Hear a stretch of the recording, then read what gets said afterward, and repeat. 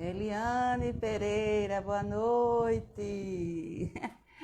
Tudo bom, Eliane? Sempre presente aqui, não é, querida? Seja bem-vinda. Sempre marcando presença aqui nas lives. Eu só queria que você me passasse se vocês estão me ouvindo bem. E aí, estão me ouvindo bem? Alguém pode só confirmar para mim se sim, se não. Como é que tá aí? Tá chegando? Boa noite. Quem tá chegando também? Wilton Lima. Boa noite, Wilton. Ah, ok. Estão me ouvindo, não é? Boa noite, pessoal. Quem tá entrando aí, quem já entrou, se quiser, por favor, esse assunto de hoje, não é? Vou me apresentar rapidinho. Eu sou Fabiana Marinho, psicopedagoga clínica, caminhando há 11 anos já aí nesse trabalho clínico. E esse tema, ele engloba um momento muito oportuno, ele é urgente, ele é um tema que, assim, na pandemia foi muito tratado, mas agora ele está um pouco esquecido, porque está todo mundo voltando para suas vidas, para sua dinâmica, não é?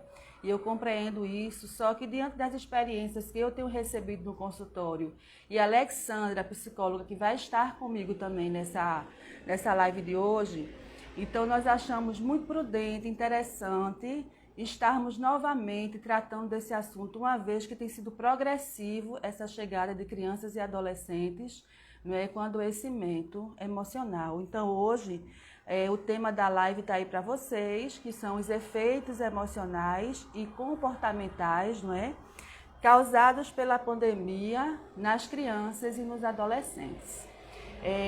Já me apresentei, as pessoas que entraram aí que não me conhecem, estão me conhecendo agora, né? Fabiana Marinho, psicopedagoga clínica, também pedagoga de formação, 23 anos dentro da educação, né?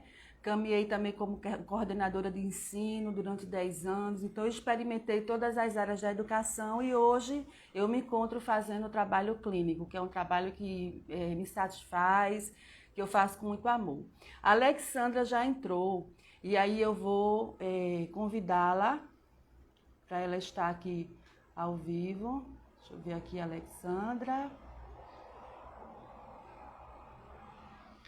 Deixa eu ver se eu identifico aqui minha amiguinha para ela entrar. Aqui, Alexandra.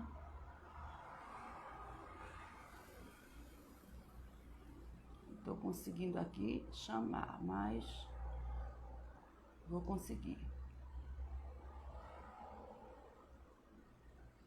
Com certeza essa live vai ser muito esclarecedora, certo? Tá? Deixa eu só... Não sei porque eu não estou conseguindo convidar a Alexandra. Alexandra, você pode lançar o convite para entrar?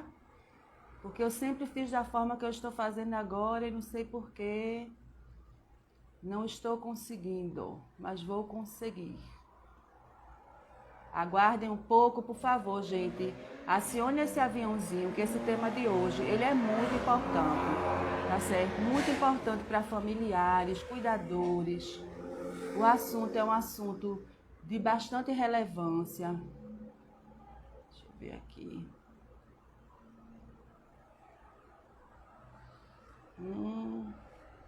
Aguardem um minutinho, tá? Alexandra, você pode aí pedir o convite para entrar, para ver se eu consigo te convidar, que eu não estou conseguindo aqui, não sei o que é que está acontecendo. Eu sempre faço assim, a pessoa entra e eu faço o convite. Eu não sei o que é que está havendo. Vamos lá. Gente, não desistam, por favor, viu? Não saiam, não. Fiquem aí, permaneçam aí. Ai, meu Deus. E solicitações. Agora eu fiz o convite para a psicóloga Alexandra. Ela já vai estar entrando aí com a gente. Agora foi. Boa noite. Eu estava aqui tentando sem conseguir. Olha, por favor, gente, olha, já estavam as pessoas chegando, já foram desanimando, né? Vamos deixar de imediatismo, pelo amor de Deus, né? Que a vida já está tão Ai, difícil. meu Deus. Boa noite, Alexandra. Fique à vontade Oi, aí, se Thaís, tudo presente. bem? Bem, tudo bem dentro Sejam da medida do bem-vindos a possível, né? todos. Não é? É verdade, Fabi. Eu acho que faz um tempinho, né, que a gente não faz uma live, né, falar sobre esses Faz assuntos. um tempo já. E foi muito importante esse tema que foi sugerido por você. Na realidade, inclusive, foi coincidência, porque no final de semana anterior, eu ia postar exatamente no canal um vídeo falando sobre esses efeitos, né?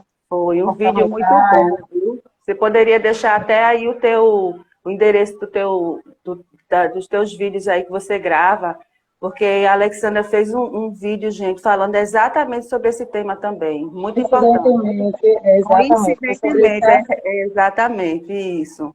sobre esse assunto. Porque exatamente a demanda no consultório tem aumentado bastante em relação às Sei. inúmeros anos da ajuda psicológica, né? Exatamente porque as crianças têm tido alterações comportamentais, exatamente nesse período de pandemia. Né? Então, eu vou me apresentar, me chamo Alexandra Santos, sou psicóloga, psicoterapeuta cognitivo comportamental, e é um prazer estar aqui conversando com vocês sobre um assunto tão importante, né? Então, agradeço mais uma vez, Fabi, pelo convite. E eu acredito que vai ser um Certo. texto muito edificante, muito construtivo, Ótimo. né? E Sobre obrigada esse por ter tema. aceito, não é? Eu acredito que, assim como eu estava falando anteriormente, né? Na pandemia em si, assim, muitos psicólogos, psicopedagogos, eles se movimentaram fazendo muitas lives. Só que agora todo Sim, mundo voltou para o seu trabalho, para o seu corre-corre, e aí as famílias também aos poucos estão voltando. Só que a gente que trabalha na clínica, né, tanto eu quanto você, então nós estamos vendo, ao invés de ter uma regressão, está havendo um aumento, uma progressão dos casos que estão chegando. Aí, assim, Alexandra, fala um pouquinho para a gente, você enquanto psicóloga, as idades, assim, especificamente, crianças, adolescentes, depois tem algumas perguntas aqui que eu vou fazer, que enviaram para o meu direct antes da live, tá certo? Como é que está essa demanda, assim? Quais são as queixas principais? Como é que os pais, como é que eles estão chegando? Se adolescentes é mais do que criança, se está nivelado, quantidade de criança, com quantidade de adolescentes. na realidade, o meu público-alvo do consultório é a partir de 7 anos. Então, é sobre essa É, demanda, né? Eu tenho atendido com bastante frequência. Na realidade, a gente passou esse um ano e alguns meses muito preocupados com a questão da contaminação pelo Covid-19, muito preocupados com os adultos, idosos, né?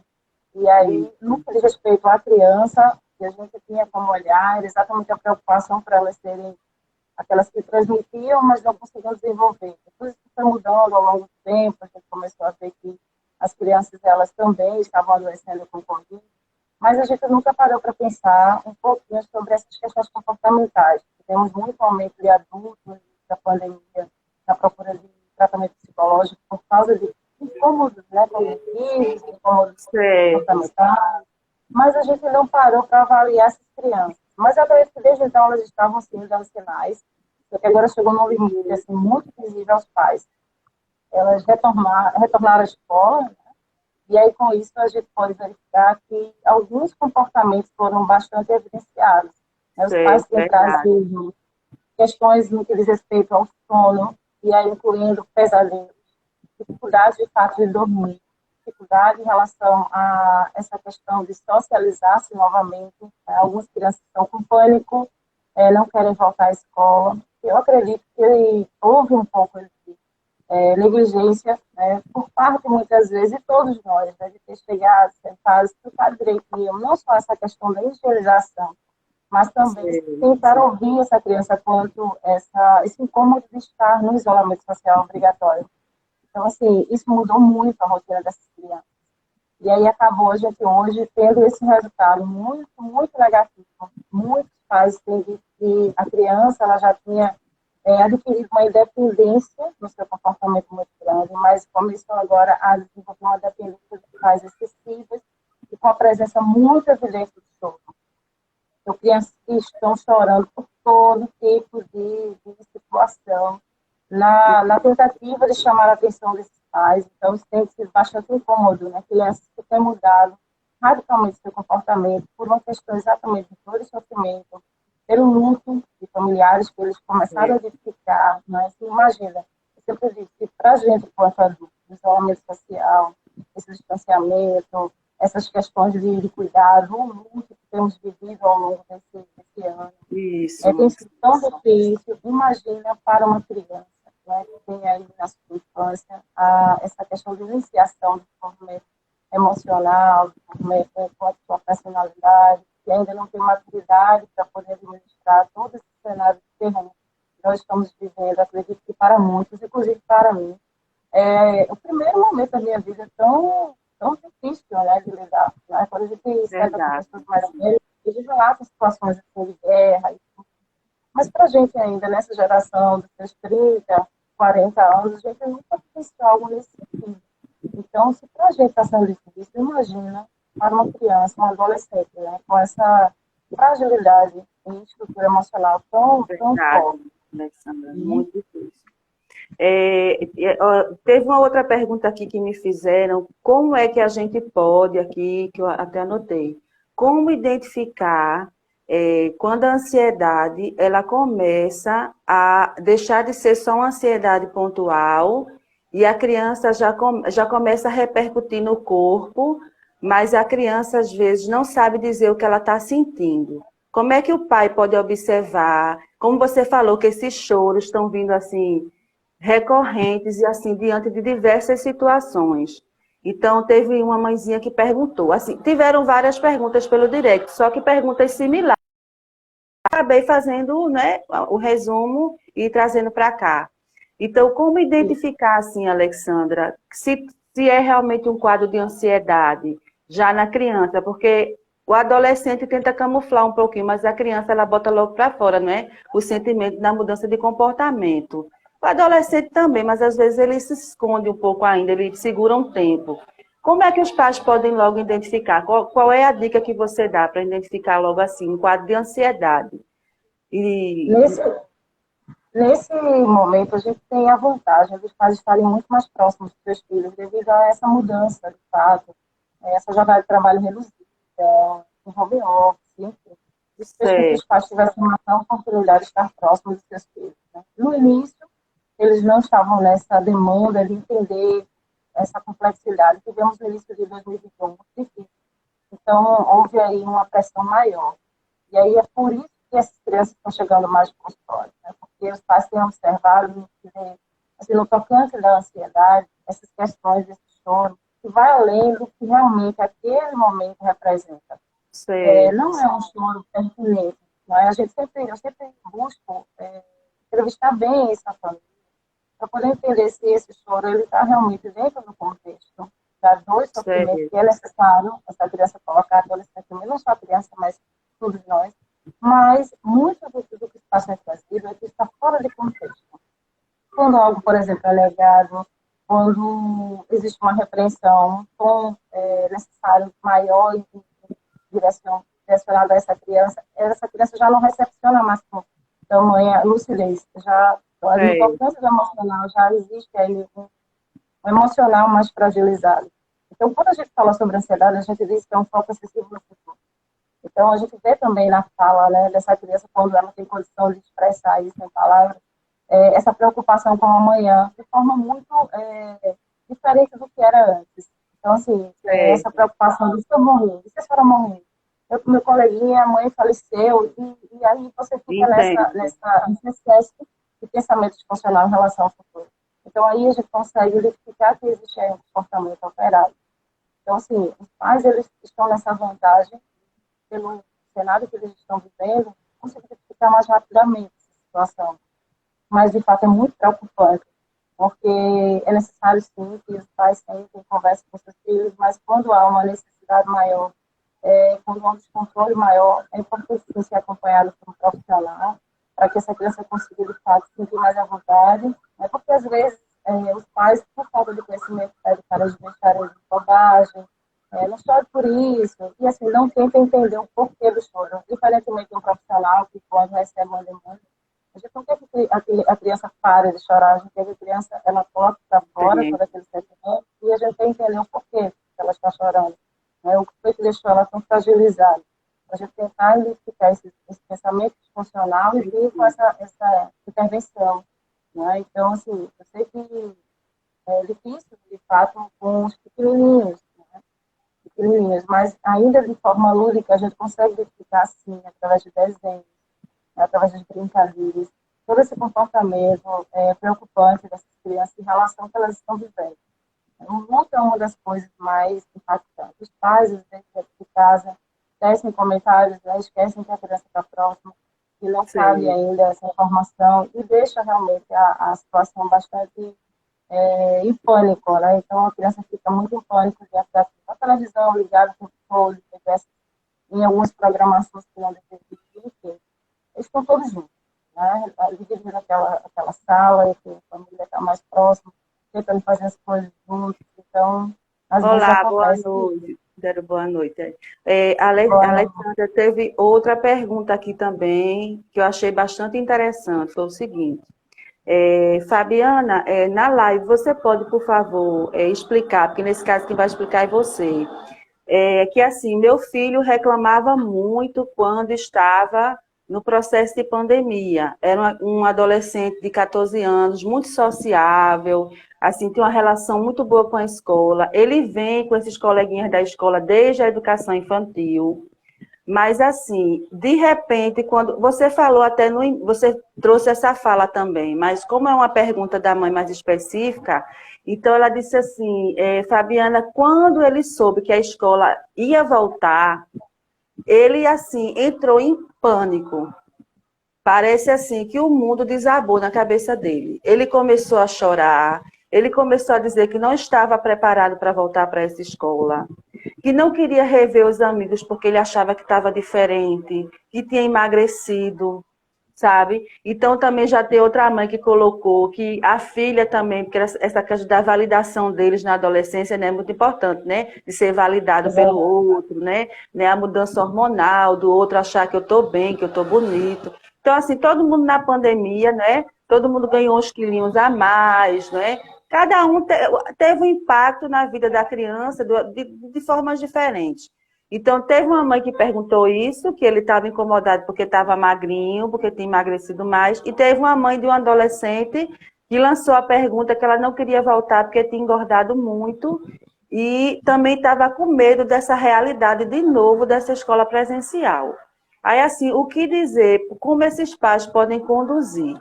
Porque, assim, eles têm a oportunidade de uma semana estar remota e outra semana estar presencial. Mas nem o garoto, nem a garota, né, o adolescente e a menina, não conseguiram, segundo as mães, não conseguiram até agora retornar. Estão no remoto até agora. existem vários adolescentes que trazem essa mesma demanda, inclusive que eu acompanho, mostram que os pais querem, inclusive, que eles retomem, né? Mas eles estão muito receosos. Na realidade, houve um pânico gerado inicialmente. Os pais se posicionaram lá atrás com muito rigor em relação a essa questão da escola, responsabilidade.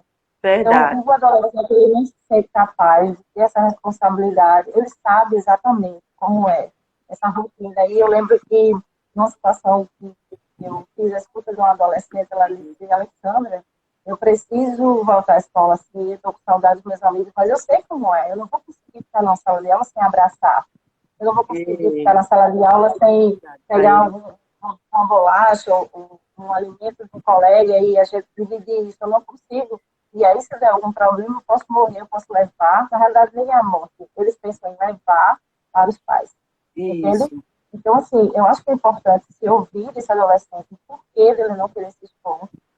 E aí, essa conversa ser realizada com bastante maturidade dentro desse contexto da idade da adolescente, né, para que a gente possa colocar para eles que todos engordaram, né, alguns emagreceram, a rotina vai precisar ser restabelecida, ele vai fazer o possível, assim como os pais também estão fazendo, voltando ao seu Certo. trabalho. Então, uma conversa mais ou menos nessa linha, porque a preocupação do filho nada mais é do que trazer essa contaminação para os pais, que foi algo muito pregado, e aí isso fixou na cabeça deles. Então, eles não querem se sentir culpados pela morte dos pais.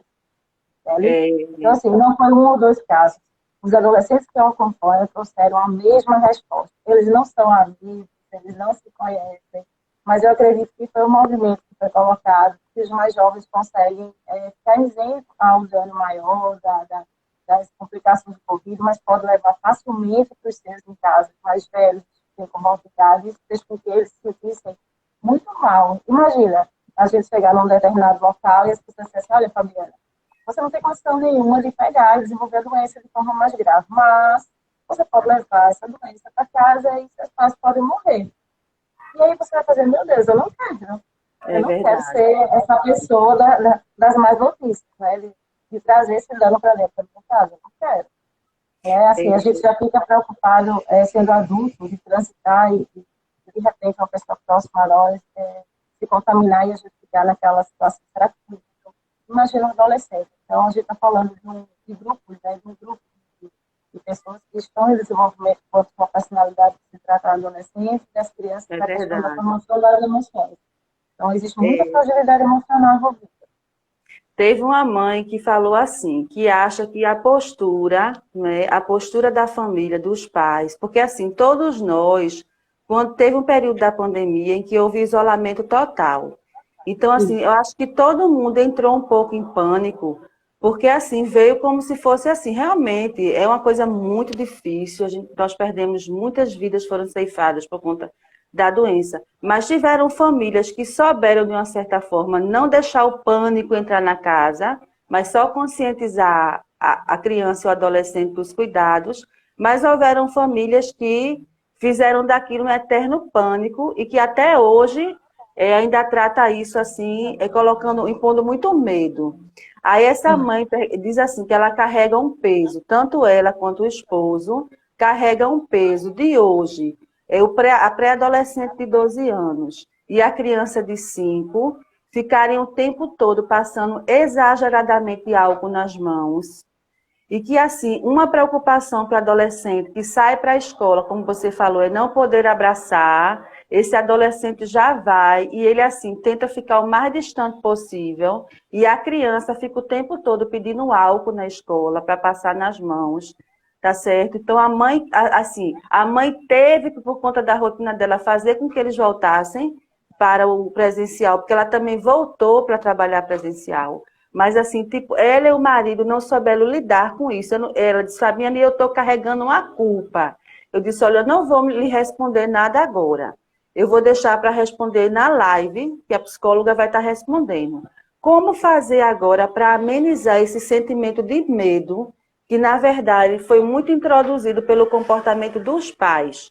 E agora as crianças estão canalizando para a escola. Assim, não existe nenhum problema em termos uma nova conversa. Eu sempre digo para os pais que ao longo desse um ano, em alguns meses, tivemos vários momentos dentro desse cenário da pandemia.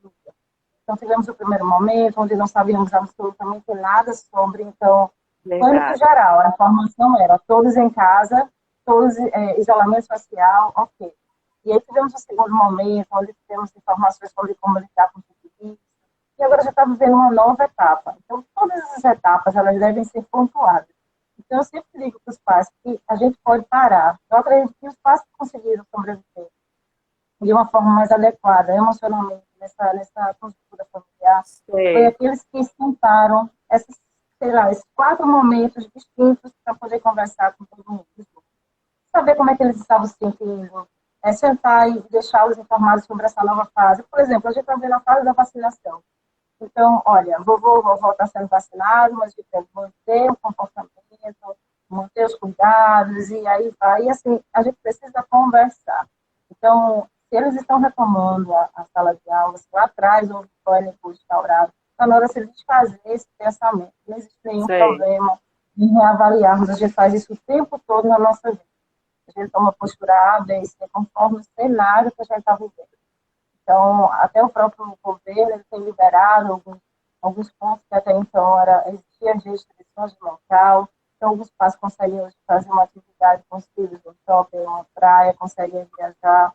Só que os cuidados são outros.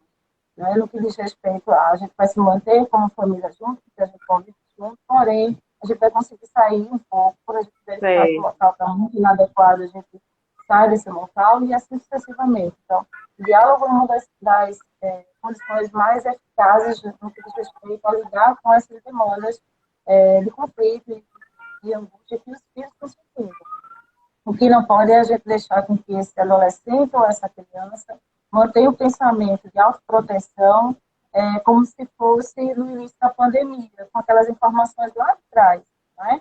Porque muitas vezes, de fato, eles não têm informação adequada. Quem vai poder processar essa informação e repassar somos nós adultos.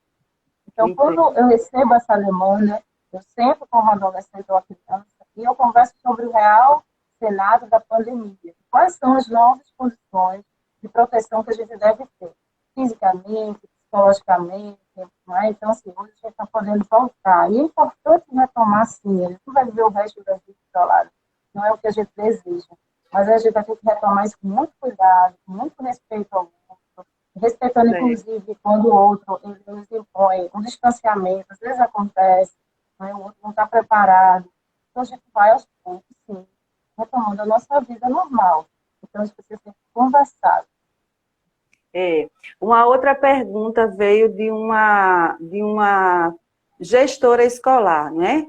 Ela enviou a seguinte pergunta: Fabiana, é muito mais fácil controlar as crianças pequenas do que controlar os adolescentes.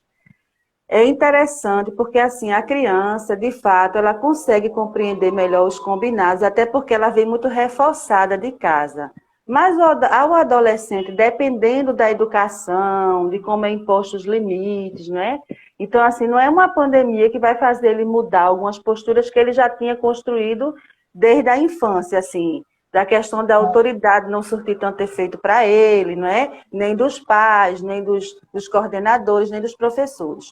Ela disse, é impressionante. Aí eu acredito, Alexandre, e você como psicóloga vai poder responder, que assim, além deles terem essa necessidade de se sociabilizar o tempo todo, porque sala de adolescentes, assim, de 13 anos, 14 anos, é assim, o pipoco, né? Assim, os professores, quando saem um minutinho, aí começa, né? No natural.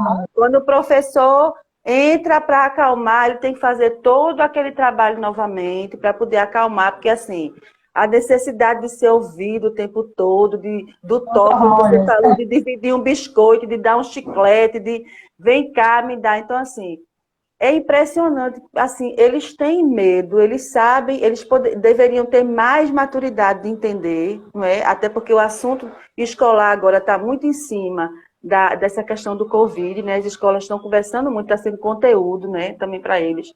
E acaba dando mais trabalho. Então, ela disse assim, como fazer? Porque, assim, a psicóloga tem tentado de tudo, mas o adolescente, ele é impetuoso.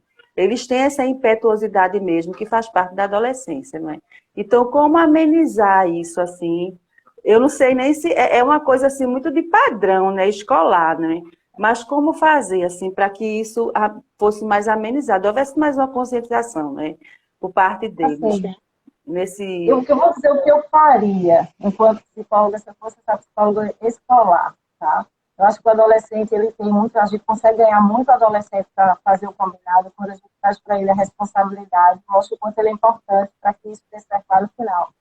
Então, a gente coloca a responsabilidade no colo dele, e aí a gente diz, olha, eu preciso e conto com você para isso. Então, eu acho que às vezes eles não entendem, assim, eu ouvi muitos adultos dizendo, Alexandra, eu não sabia o quanto isso era perigoso, porque até então ninguém na minha casa, ninguém tão próximo a mim morreu.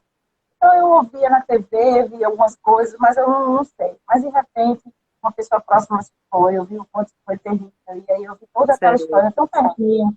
Então, pode ser que alguns dos adolescentes estejam pensando a mesma coisa que certos adultos me trouxeram. Então, eu faria o quê? Eu reuniria todos eles, conversaria sobre o assunto. Eu acho que eu não deixaria essa dúvida. Será que eles estão bem informados a respeito? Será que a informação chegou da forma correta? E aí trazer para eles, de fato, o cenário real que está acontecendo. Não o que a TV está falando, mas perguntando para eles se houve alguém da família que se foi, alguém que foi contaminado, como é que foi isso? Uma roda de conversa, sabe? Sala por sala. Para que, entre eles, quando eles estão vivenciando uma roda de conversa, e que eles identificam que alguém naquele contexto muito próximo, porque eles não falam muito sobre a dor, Na realidade, os adolescentes têm um comportamento de falar sobre coisas boas, uns com os outros, mas a dor eles escondem. E quando isso é proposto, né, e que isso é colocado, e um acaba fazendo o outro, eles veem o quanto isso está próximo para eles começam a acreditar, né? Entendo. E aí, quando você divide essa responsabilidade, fica muito mais fácil de você lidar com a demanda. Então, se eu fosse essa psicóloga escolar, eu faria essa roda de conversa aberta, perguntaria para eles como é que foi essa situação de pandemia nesse tempo, se houve alguém da família que foi contaminado. Gostaria de saber se eles colocariam para a turma, como foi essa experiência, como é que está sendo, para que a gente pudesse aí ter uma situação real próxima. E aí, com isso, eles entenderem realmente o que está sendo feito na escola é uma necessidade, extrema necessidade. Então, não é uma coisa de movimento, é uma coisa realmente real. E eu acredito que a partir daí eles iam entender melhor a demanda, entendeu? Porque às vezes Certo. você não tem essa experiência em casa. Às vezes você tem um colega que nunca falou sobre, que estava vivenciando aí uma situação de luto, de repente essa pessoa começa a chorar, começa a trazer. E aí você é um colega, e você sente muito a dor desse colega.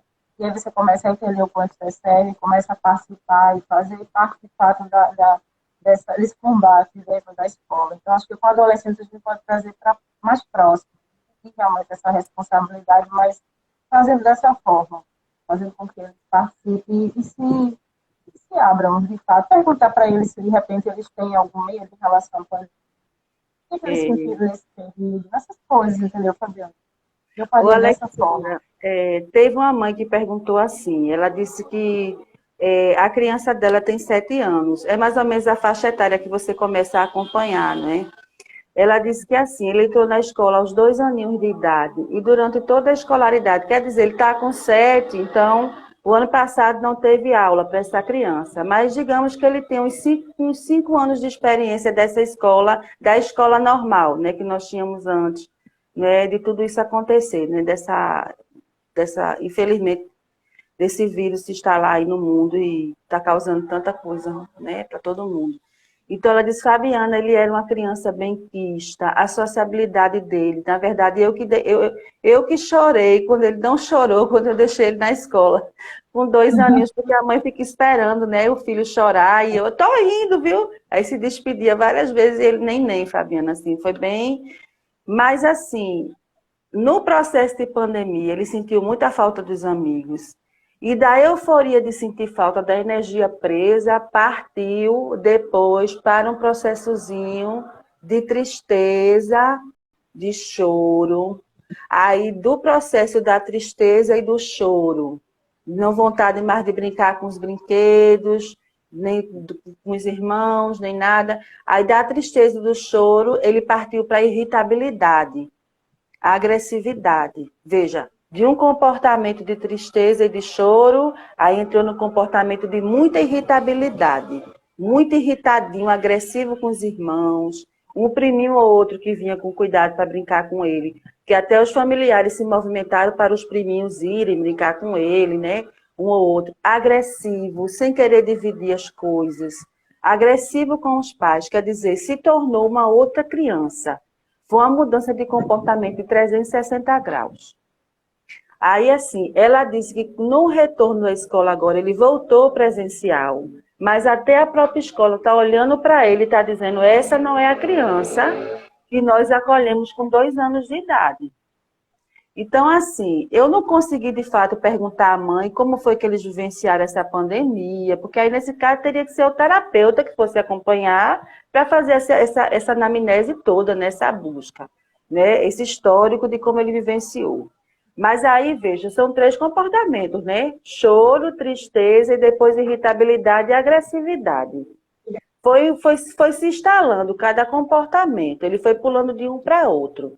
Aí, assim, ele tem 7 anos. A gente sabe que 7 aninhos, mais ou menos, a psicologia diz que é o início da construção da personalidade, do caráter, né? Então, assim, como é que esses pais, a pergunta dela é como é que eu, enquanto mãe e o pai, podemos ajudar? A questão de procurar um acompanhamento, eu já coloquei logo na conversa, que eles deveriam realmente buscar um terapeuta para trabalhar isso. Mas, assim, o que é que os pais podem fazer? Porque, assim, está muito difícil, eles não estão conseguindo identificar mas o filho nessa criança que ele está hoje. Vamos lá. Eu acredito, né, eu sempre digo assim, para todos os pais que eu ouço, as queixas e as demandas, é que nada acontece do dia para a noite. A gente viu aí Sei, 4 etapas, não tudo que não foi em uma semana que ele se transformou nessa nova criança. Então, quando a gente tem a oportunidade de fazer essa anamnese familiar, de ficar como é que foi recebido essa informação de pandemia dentro da família, como eles se comportaram, que a gente vai entender melhor, sabe? Eu não, no caso desse, eu não colocaria uma resposta imediata, porque de fato eu entendi como é que foi que isso foi construído. Porque eu sei, sempre disse, eu tenho uma adolescente que trouxe para mim uma situação em que a pandemia trouxe para ela bastante incômodo no que diz respeito a esse afastamento dos colegas e tudo mais. E aí ela descobriu que a gente poderia, eu descobri que eu poderia, sei lá, brincar com os meus amigos, eles brincam no videogame, então eles jogam juntos. Só que aí isso me fazia ficar muito dentro do quarto, e aí minha mãe começou a me implicar comigo quanto a isso. Então, sei. aí, eu tive que ter esse cuidado de conversar com essa mãe, explicar. Ela, mas a menina não sai dentro do quarto e tal. Esse quarto hoje representa todo esse espaço externo que esse adolescente tinha, que não tem mais hoje. É, Então, a gente vai precisar entender que é um espaço. Ora ela está deitada, lendo. Ora ela está sentada, olhando. Ora ela está... É um espaço, mas ela não consegue sair do quarto. Mas porque hoje ela não consegue sair de dentro de casa. O adulto, ele ainda consegue trabalhar, voltar ao home office, uma isso, situação. isso. Então, às vezes, o pai e a mãe não têm esse olhar cuidadoso em relação a o que essa criança consegue fazer. A gente, quando para ouvir, a gente vê, às vezes, não tem um local adequado para essa criança. Ela realmente se sentiu assim, presa dentro de casa totalmente, não tinha recursos, os pais não tiveram oportunidade de sentar para aproveitar de alguma forma. Não é à toa que houve aí uma evolução comportamental dessa criança, negativamente falando.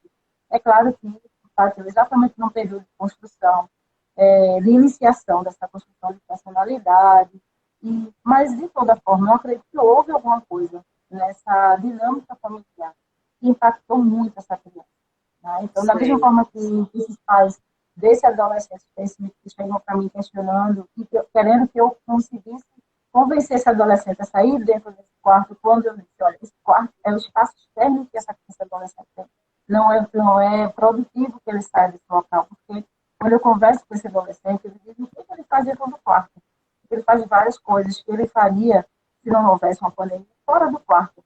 Que é conversar com as pessoas, que é brincar, enfim, qualquer coisa nesse sentido. Só que hoje não existe mais esse espaço externo. Então, existe uma necessidade de estar ali. Então, eu não sei se essa criança tem essa maturidade, claro que não, né, de ter um espaçozinho, né? Esse pai me Sei. propôs um espaçozinho para que ele pudesse, mesmo distante desse coleguinha, mas ele sentia que ele tinha um espaço dele, novo, né? E assim, mais uma vez eu toco no ponto de conversar. Ah, mas o meu filho não consegue trazer em palavras, mas ele consegue, vamos desenhar, porque desenhando a gente consegue entender a expressão emocional dessa criança. Você é mais Sei. que eu, sabe muito bem que é um recurso muito facilmente É trabalhado e a verdade. gente consegue identificar muitas coisas através desses traços.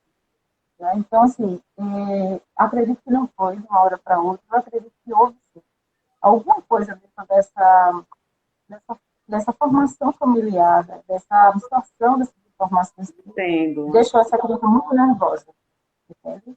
Então, acredito que É. foi mais ou menos assim, para chegar nesse nível, né? Para chegar nesse nível. Certo. Aí, assim, então, essa mudança toda dele, do choro, da tristeza, depois da irritabilidade e agora a agressividade, precisaria ser investigado, né, por um psicólogo, fazer uma anamnese com essa família, porque você, enquanto psicóloga, acredita que não foi só a pandemia. Tem algumas coisas que estão à parte da pandemia que contribuíram também para que esse menino tivesse essa mudança tão brusca de comportamento, não é? Sim, porque quando a gente para, assim, Fabiana, para olhar o cenário, a gente vê quantas crianças a gente acompanha, quantos pais tiveram postura A, B, C, e quantos tiveram resultados mais negativos e mais positivos no mesmo ambiente, que é esse ambiente de pandemia, a gente percebe que essa dinâmica familiar fez toda a diferença. A forma Sei. que foi recebida as informações administradas dentro de casa, não é porque uma casa é uma mansão e é um outro espaço É, pequeno, não isso. é sobre isso que a gente está falando. A gente está falando de você sentar e transformar, e dizer assim, olha, filho, você não vai ter mais a rua para brincar, mas aqui tem um espaço seu, novo, onde você vai poder fazer o que você bem quiser, brincar, pintar. Você criou um novo cenário para essa criança. Então, ela não se sente prejudicada, entende? Então, de igual forma, se nós adultos, quando nos é tirado algo, a gente se sente prejudicado e fica irritado com isso, não é diferente com as crianças. Entendo. Teve uma pergunta também aqui, deixa eu ver que tem, mas quem tiver aí na live e quiser fazer alguma pergunta, até agora eu não vi nenhuma, Fica fique à fácil. vontade, viu, pessoal? Eu estou colocando aqui as perguntas que as pessoas colocaram antes para mim no direct. Teve uma mamãe que também perguntou assim, Fabiana, minha filha nunca aceitou nem chupeta quando bebê, né? Foi uma luta para aceitar a chupeta, não consegui, chorava bastante, a chupeta era o peito da mamãe, e que assim, estava tudo bem, primeira semana de aula, voltou muito feliz, mas que depois de 15 dias de aula presencial, ela começou a ter uma regressão muito grande. Essa criança, ela fez o primeiro ano de alfabetização ano passado, então eu sei que quem fez a alfabetização ano passado, eu sei como a demanda está chegando para mim no segundo ano de psicopedagogia, crianças muito inseguras, e até estou encaminhando para terapias também, porque já repercutiu no emocional, essa insegurança chegou e chegou já pesada também, já trazendo quadro de ansiedade também. Aí ela disse, então, ela agora está já completou 7 anos, né? Mas a mania dela agora é viver com o dedo na boca. Na casa não tem nenhum bebê e nem na família. Então agora a menina vive com o dedo na boca. Isso depois que ela voltou, uma criança que nunca aceitou nem chupeta, depois que ela voltou para a escola, que passou 15 dias de aula, ela agora, dentro de casa, é o tempo todo, ou então quando vai dormir, que a mãe vê, ela está com o dedo dentro da boca. Aí, gente, isso é uma assim, Alexandra, foi uma das perguntas que eu fiquei muito. Tem mais, tem mais duas muito impactantes para te fazer. Mas eu disse, uma criança com 7 anos que nunca aceitou nem chupeta, de onde veio essa ideia, dessa necessidade agora de colocar o dedo na boca? Entendes? Essa mãe deve estar muito perdida com isso. Com certeza, com certeza. Assim, a gente ouve de todos os tipos de regressão, né, do comportamento. Muitas crianças regrediram o seu comportamento, porque Uhum. aquilo evoluiu muitas coisas, conseguiram banho sozinhas, já estavam dormindo sozinhas. E aí passaram a ter os mesmos comportamentos de 2, 3 anos atrás, deixando bastante incomodados os pais. Essa Sei. questão do chupado eu não tinha visto ainda, né? Não tinha chegado para mim. Mas eu acredito que existem várias terminações, né? De prazer na boca. E assim como as pessoas acreditam que recorrem muitas vezes a tirar o cabelo, roer a unha, como uma forma de se distrair de fato daquele pensamento, daquela angústia. No caso de uma criança, eles não conseguem ficar um pensamento, mas um sentimento que Isso, incomoda. Então, quando eles fazem isso, eu acredito que existe um prazer nesse comportamento. Então, por essa razão, a permanência de continuar fazendo. Mas, com certeza, existe muita carência, né? Eu não sei como está essa dinâmica com essa mãe, com essa criança. É como eu disse para você, foi um momento onde tivemos muitas famílias mais próximas, mas, ao mesmo tempo, um próximo com muito receio. Então, eu não sei bem como é que foi isso, sabe? De me tocar, vai lavar a mão, me tocar, põe álcool na mão. E aí a criança, ela não tem ainda uma estrutura emocional para isso. E, assim, entendo, Alexandra. então, toda essa repressão emocional fez com que elas tentassem sobreviver, né? Tentando acalentar-se sozinha. Então, essa coisa de chupar o dedo, de chupar a língua, de certos comportamentos muito, muito infantilizados, né? A idade que elas estão vivenciando começou a ser mais presente. Então, eu acredito que talvez um colo efetivamente seja mais produtivo, sabe? De chegar, de de colocar no colo, de abraçar. Eu acredito que durante esse período, até esse abraço nos foi roubado.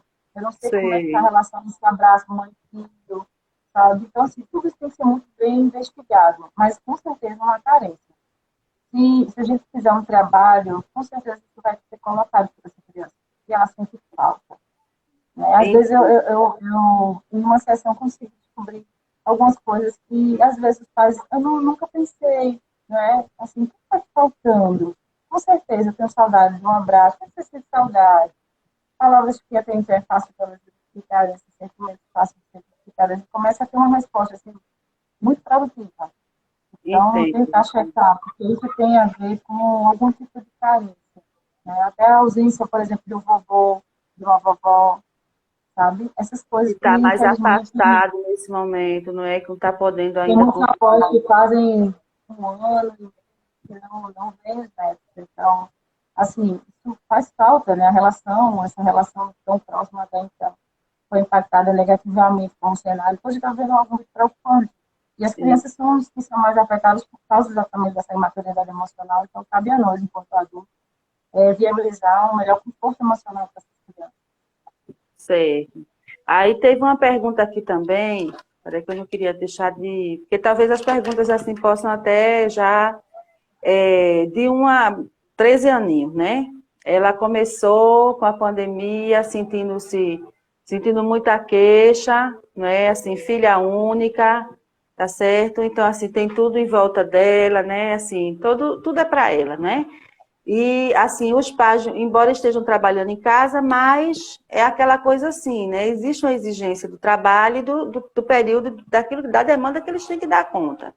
E aí ela fez exatamente isso que você disse. Os adolescentes estão fazendo o quarto deles, estão transformando o quarto naquele externo que eu não estou podendo viver. Ou se estou podendo viver, ainda não estou podendo viver do jeito que eu vivia. Não é? Então, aqui no meu quarto, aí às vezes os pais ficam com essa pressão mesmo, não é? Ah, não sai do quarto. Menino, pelo amor de Deus, esse menino está uma coisa séria. Aí já ficam colocando na cabeça que o menino está depressivo. A gente também tem que ter cuidado também para não criar problemas Sim, emocionais que o adolescente não está vivendo. A gente tem que estar muito é, atento, né, para as mudanças de comportamento, que você citou várias agora, como exemplo aqui para a gente. Mas, assim, não tentar inventar, criar situações, né? Se ele estiver no quarto dele, estiver bem, sem chorar, fazendo uma coisa ou outra, dando conta dos estudos dele, não negligenciando aquilo que ele tem que fazer, o que é que ele vai fazer mais além disso? Ele não trabalha, não é? Ele só estuda. Então, assim, mas ela trouxe a seguinte questão para mim.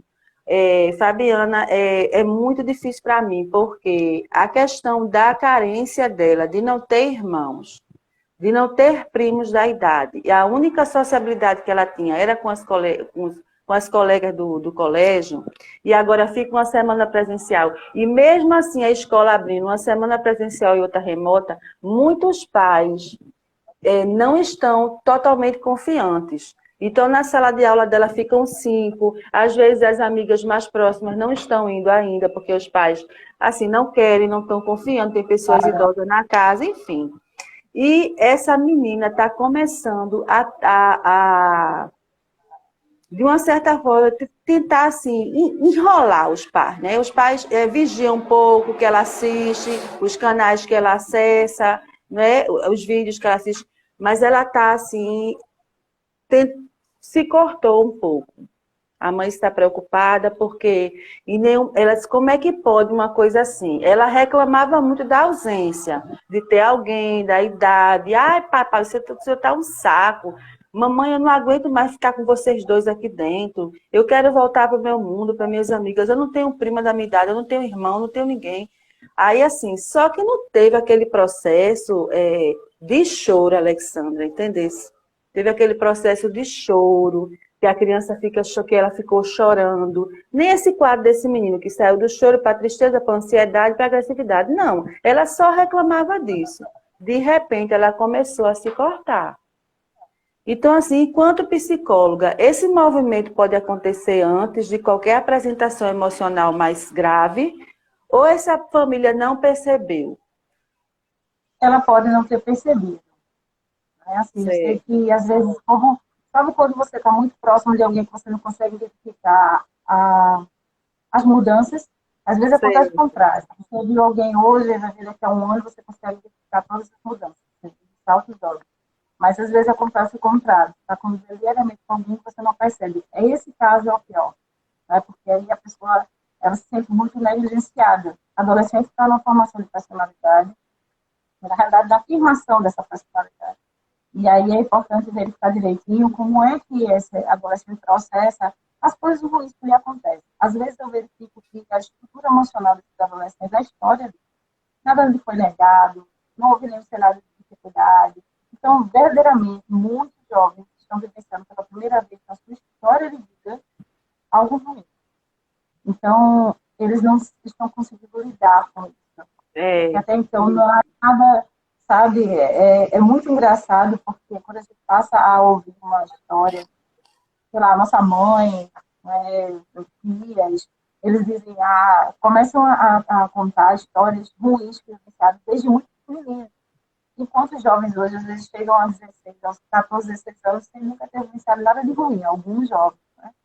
E aí eles isso. começam a ter um comportamento muito, assim, bombástico, né? Muito extremo, porque eles não Entendo. conseguiram, e isso choca de fato, né? Porque se ele for olhar um adolescente que ao longo da sua história tem várias situações desconfortáveis, para ela chegar nisso, ela vai desenvolver algumas alterações comportamentais. Então, pode Isso. acontecer, no caso dessa jovem específica, ela nunca tenha vivido nada ruim. Então, ela pulou algumas etapas comportamentais muito básicas, né? A grande maioria dos jovens tem um cenário de dificuldade diária, acabam, né, fica isolado, chora um pouco, deixa de conversar, fica sentimentalismo, Sei. mostra mudanças de menos vaidade, né, começam a dar sinais. Já outros não, já vão para o extremo. Por quê? Porque talvez eles não consigam, de fato, lidar com essa situação por nunca ter vivenciado, e aí elas já pensam que a morte é a Entendo. solução. Então, a gente tem que avaliar bem direitinho, né? O que acontece com essa adolescente específica. Se aconteceu o episódio da automutilação, por menor que tenha sido, é importante questionar ela o porquê disso. Ela Uhum. estava tentando resolver quando ela começou a se concentrar nesses corpos. O que esses corpos efetivamente representam para ela, né? Então, que essa automutilação é um sinal de que não vale muito a pena mais viver. Né? Então, assim, a gente teve muitos casos de suicídio nesse momento de pandemia. É algo até, assim, difícil de lidar, porque pode muitos estão tentando sobreviver, porque, em É. contrapartida, muitos tiraram sua própria vida, porque É talvez eles aquela não coisa, né? A gente vai é como se um fosse polo assim, ao outro. de um polo a outro, né? Uns lutando É, pela vida e outros querendo matar a dor, na verdade, né? Porque quando qualquer pessoa, na exatamente. verdade, tira a vida, é a dor que ela quer matar, não é? Não é a vida que ela quer deixar. E o adolescente, a Exatamente. gente tem que ter um cuidado maior, e aí eu queria que você falasse sobre isso, nas doenças emocionais e mentais, né, o que eu percebo também no acompanhamento, muito embora psicopedagógico, eu fico muito mais preocupada quando eu identifico uma questão assim de haver um quadro de uma possível início de depressão quando é num adolescente do que quando é numa criança. Porque o adolescente, ele é muito impetuoso. Ele tem essa questão assim de validação e dependendo, como eu falei para você, de como ele recebe os limites, de como ele aceita esse limite da autoridade do outro, ou então quando ele é conduzido, foi a vida toda deixado ele fazer as coisas da forma dele, e ele chega com 16 anos, 17 anos, e ele é sempre o dono da situação, então ele começa a enfrentar um adoecimento mental, emocional, como a depressão, então ele pode realmente chegar num momento insuportável, porque isso aqui eu não estou conseguindo parar na minha vida. Eu consigo dizer não para o limite que minha mãe me dá, eu consigo dizer não para o limite que a minha coordenadora e a minha diretora e meu professor, eu consigo dizer não para os meus amigos e ser líder do grupo, não é? Eu me posiciono, mas assim, a depressão ela é uma dor tão grande, ela é tão devastadora, que para um adolescente, na impetuosidade dele, de uma forma geral, eu sei que tem aqueles que são tímidos, mais fragilizados, os sofridos, como você falou, que já tiveram histórias de vida bem mais difíceis, mas tem aquele que tem uma história de vida de zona de conforto, né? E ainda por cima não tem esse limite. Então, assim, fica muito difícil dizer não para um adoecimento. Então, eu tenho medo dessa impetuosidade dele e ele não saber lidar com isso e acabar cometendo realmente o suicídio. Quais são as chances, assim, de um adolescente nesse perfil? Porque eu me preocupo mais quando eu identifico que possa ter no adolescente do que na criança. O que é que você acha? Isso é uma pergunta mais minha mesmo, sabe, Alexandra? É mais uma dúvida minha. Assim, Fabi, meu público maior hoje, de fato, é os adolescentes. Mas os adolescentes são o meu público maior do que as crianças. Então, eu sempre, quando recebo um adolescente com esse perfil, né, de da depressão, ou até mesmo já diagnosticado com depressão, através já desse encaminhamento pelo psiquiatra, eu tento verificar com ele como é que foi essa construção, como é que foi essa base, né, da infância, e como é que ele hoje identifica seu próprio eu. Né? Os adolescentes têm um comportamento muito interessante de querer se comparar. Né? Eles identificam como se houvesse um único modelo, né, de pessoas importantes, pessoas vencedoras, enfim. Às vezes os pais fazem esse trabalho, né, de comparar, porque você tem que ser igual quando estuda muito bom, é muito se formou, estudou, se dedicou, então eles vão muito nesse comparativo. E aí, quando eu sento com eles e converso, eu explico para eles que existe aí personalidades diferentes. Então, eles precisam entender qual a personalidade que eles têm. E a partir dessa personalidade, entender que ele pode ser muito parecido com alguém, comportamento, mas ser muito Certo. diferente. Então, às vezes, essa depressão, esse excesso de pensamento no passado, essa vontade de voltar a ser criança novamente, onde não havia essa preocupação, não havia esse desejo de ser aceito, de ser recebido, enfim. Então, eles estão começando a formar uma fase de maturidade ao ponto de descobrir o que são, desenvolver o autoconhecimento, autoestima, amor próprio, essa autoimagem. São muitas informações numa fase muito delicada. Então, às vezes, na infância já não começou bem, as emoções não foram bem trabalhadas, e aí eles chegam extremamente Entendo. frágeis. Então, eles não conseguem avançar, eles não conseguem pensar no agora, eles não conseguem pensar no amanhã, só conseguem pensar no que eles eram quando criança e que não conseguem agora reproduzir os pais não têm o mesmo olhar, e aí a gente tem que trabalhar exatamente esse amor próprio desse adolescente, esse autoconhecimento e essa aceitação quanto à sua personalidade. Até que os pais Certo. mesmo entenderem que, por exemplo, já aconteceu em casos da mãe chegar ao pai e dizer que a filha tinha um comportamento muito depressivo, porque ela era muito isolada, ela era muito quieta, ela era muito isso, aquilo.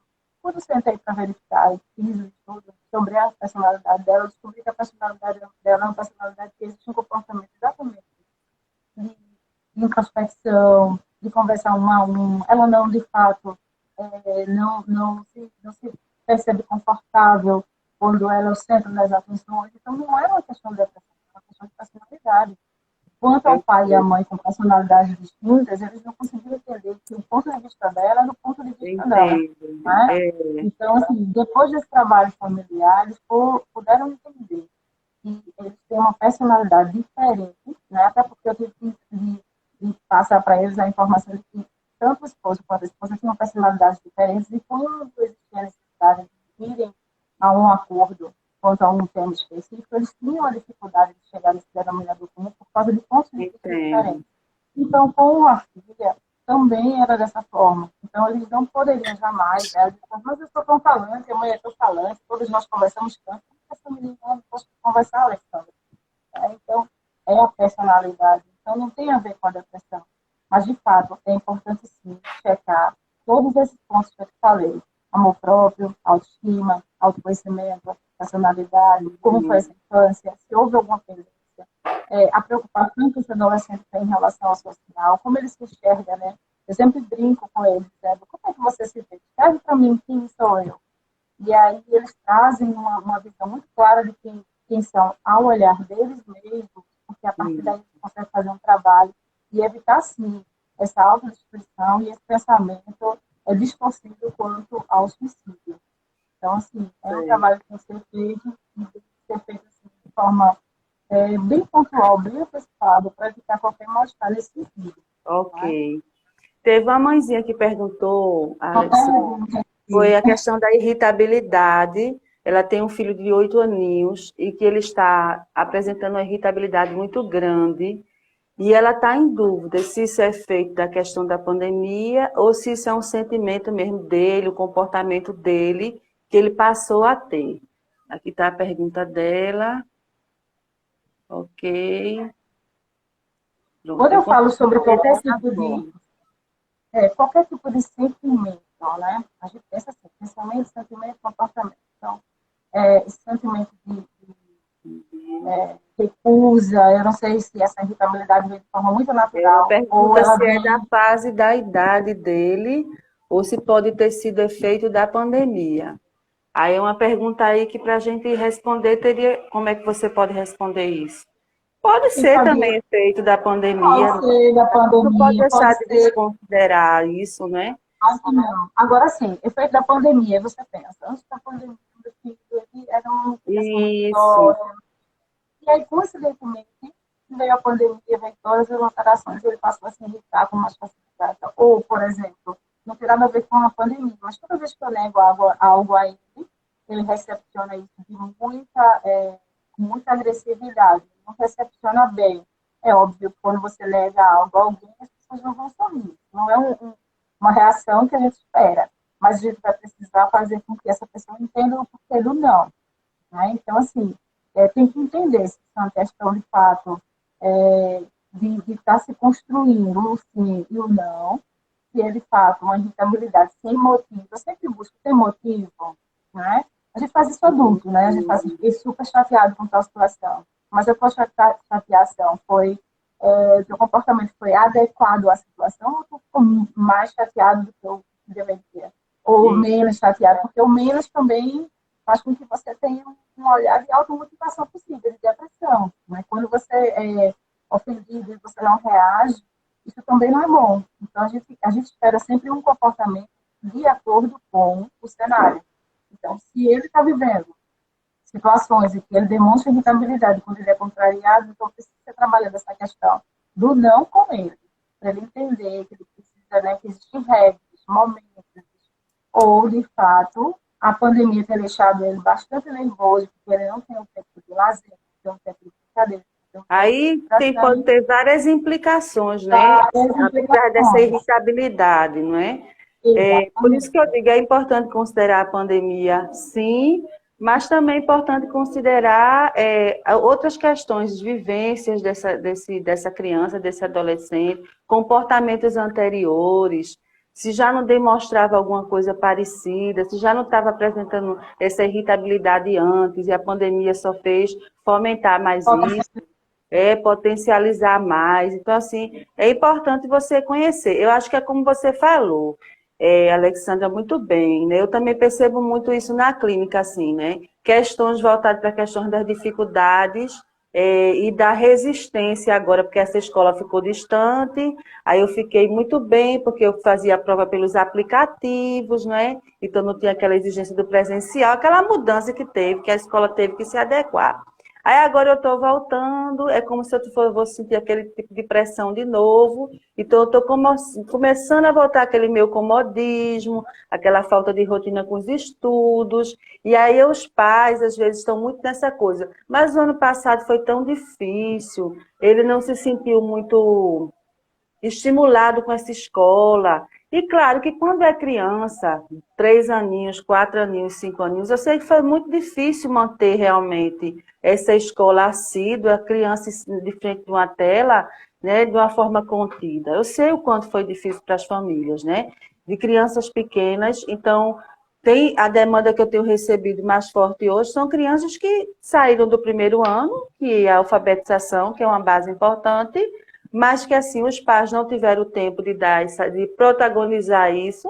A escola alfabetizou à distância, não existe alfabetização à distância, mas era o que a escola poderia fazer, porque foi no mundo todo, né? Uma pandemia. E aí também vem essa questão de você não querer, mas está resistindo muito, assim, não quer estudar, não quer fazer, né? Então, assim, quando chega que eu começo, às vezes, a avaliação, eu percebo que não é nenhuma dificuldade, não é tanto a dificuldade, ele está em outro momento, está comigo, uma profissional, não é o pai e a mãe ali sem paciência ensinando, né? Porque pai e mãe não é pedagogo, nem todos têm paciência e também não se deve exigir pedagogia de quem não tem, não é? Então, assim, aí o que é que acontece? Aí chega para mim para fazer a avaliação e eu vejo que aquilo ali é só alguns ajustes, não é? Porque, assim, a criança, ela se desajustou na pandemia, na rotina, a família também se desarrumou, agora ela está voltando de novo para esse mundo, mas está voltando assim, como se fosse dentro de uma bolha, não é? Então, diga isso para os pais. Como é difícil para a criança que dava a mão, que brincava de pega-pega, um pega no outro. Então, os relatos que eu escuto são o seguinte: eu vou para a escola, tá legal na escola? Não, na escola eu vou, porque mamãe e papai dizem que eu tenho que ir. Mas a escola não está tão legal assim. Aí quando eu pergunto, mas por quê? Porque nem no recreio a gente não brinca. Porque brincar para a criança também é o contato, é o pega-pega, é o empurra-empurra. E eu não posso fazer isso, eu não posso abraçar, eu não posso beijar meu colega, não é? Então, tem tudo isso. Então, assim, também nós não estamos assim, numa escola real, de fato. Aí traz também, por parte da criança, um pouco de desinteresse de estar indo para essa escola. Às vezes os pais não estão com segurança de enviar, mas assim, aí os pais dizem, mas Fabiano, ele era tão comprometido. Olha, ele amava ir para a escola. Fabiano, esse menino, não sei o que... Mãe, o que foi que aconteceu? Vamos conversar um pouquinho. Aconteceu um monte de coisa, não é? Vamos parar agora, parar para pensar, porque às vezes os pais ficam muito preocupados com o desenvolvimento pedagógico e tudo aconteça dentro de um padrão. Só que assim, a gente estava assim, né? E a coisa soltou um pouquinho, a gente tem que entender isso, que assim, a criança agora está se reacostumando e assim, ela voltou para uma escola, mas ainda não é a escola dela, não. Tem muita diferença nessa escola ainda. Ela está dentro de uma bolinha ali ainda. Então a gente tem que dar um tempo maior para ela se acostumar, mas não tem interesse, não tem um desinteresse, não quer ir, não quer saber do conteúdo. Porque isso também é uma mudança de comportamento, né? Que eu estou trazendo mais no campo da psicopedagogia. E aí leva para mim, eu vejo que assim, só através de uns jogos, de umas brincadeiras, eu estou percebendo que está alinhado na aprendizagem. Agora aqui precisa de um tempo maior para digerir essa escola, até essa escola chegar no momento real de como ela era antes, né? É uma readaptação, né? Então, se para a gente adulto a gente está tendo que ter algumas readaptações, né? Quando você voltou presencial, Alexandra, quando eu voltei também, né? A gente se readaptou ao presencial. Eu estava dando assessoria psicopedagógica online, fazendo atendimentos online, né? Dentro da medida do possível. Mas quando você voltou, você teve que ter uma readaptação, até do seu próprio espaço que você atende, do distanciamento, dos cuidados. As minhas crianças que eu gostava de receber abraçando, eu não posso receber abraçando. Eu também tenho que me conter. Aí teve até um paciente que disse assim: mamãe, eu estou com muita vontade de dar um abraço em tia Fabiana, mas daqueles que eu dou em você, de quebrar os ossinhos dela todinho. Aí quando a mãe me falou isso, eu disse: olha, eu vou dar o abraço dele, nem que a gente tome um banho de álcool depois. Eu achei tão engraçado. Porque assim, eles sentem falta, porque ele era recebido por mim dessa forma. Aí, de repente, mesmo a mãe conversando, aí eu olhava para ele olhava para mim no final da sessão, e cadê aquele abraço? Não pode, Isso né? falta também. Muito E aí, bem como é. sim, né? Então assim, eu trabalho muito com criança pequena. Então, assim, eu me despedia deles com um beijo, com um abraço, né? Então, assim, essa afetividade é muito importante por parte do psicopedagogo, né? Que trabalha com criança pequena, como eu trabalho, da criança pequena até o adulto. Então, assim, eu sei, minha vida toda foi dentro da educação infantil, então eu sei quando eles criam um elo, assim, de afetividade com a gente, né? O quanto esse abraço, às vezes a gente até chega a substituir uma carência que eles têm. Eles olham para você como professor, como pedagogo, até como uma pessoa que está substituindo aquela carência, né, que eles carregam. E aí, quando ele disse isso, eu me desmanchei toda. Eu disse, eu sinto muito, posso abraçar a mãe? Pode.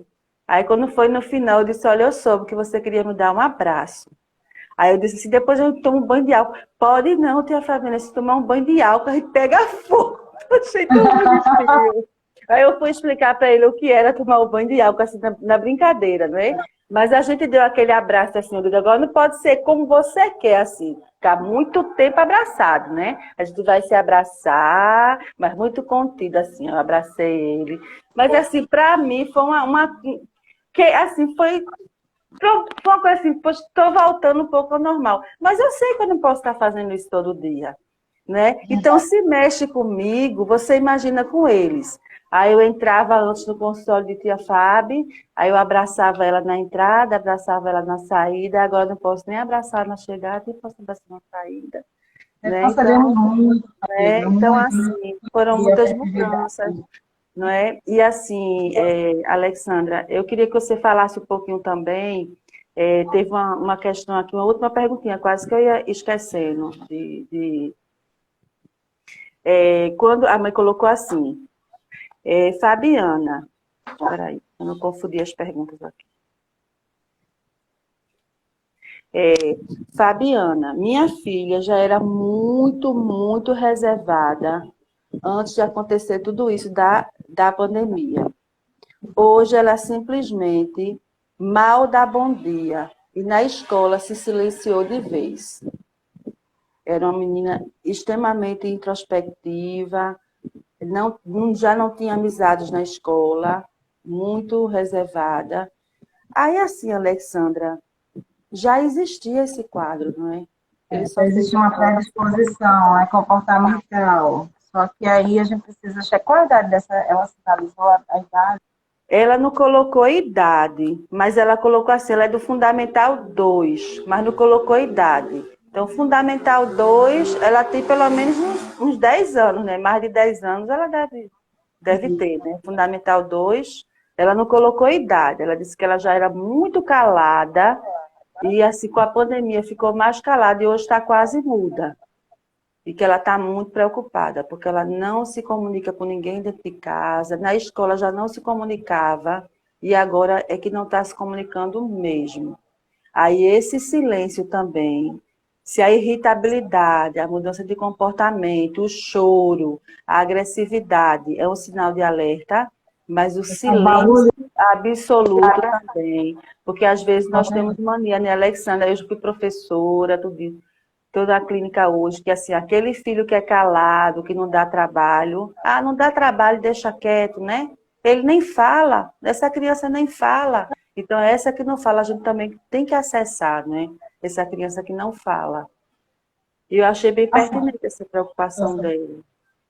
é um caso muito comum, né, dessas crianças que são mais quietas, mais calmas, absolutamente trabalham muito.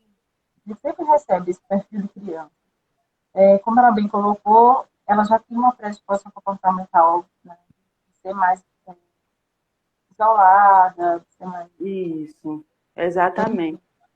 Então, precisa se entender até que ponto. Por isso que eu sempre falo que cada um de nós tem uma personalidade. Então, a gente não deve comparar. Quem tem um filho até não compara tanto, mas quem tem dois, ou tem outros jovens próximos, fica comparando. Isso é muito Isso, desconfortável. Mas, assim, um silêncio ele pode ser quebrado, sim, desde que essa criança, esse adolescente, perceba que existe um interesse por parte do adulto de entender o porquê desse silêncio. Em várias escutas que eu fiz, e que eu ouvi da criança e do adolescente, de que, olha, não existe interesse dos meus pais de querer saber exatamente o que eu estou sentindo, eles nunca perguntam. Então, assim, às vezes a gente se preocupa, não há essa, o que está acontecendo? Por que você está tão calado? Sei que você é calado, mas você está um pouco mais, aconteceu alguma coisa? Vamos conversar sobre. né? Eu sei que quando a gente está triste, então, assim, a gente tem que ter essa conversa para poder ter porquê desse silêncio.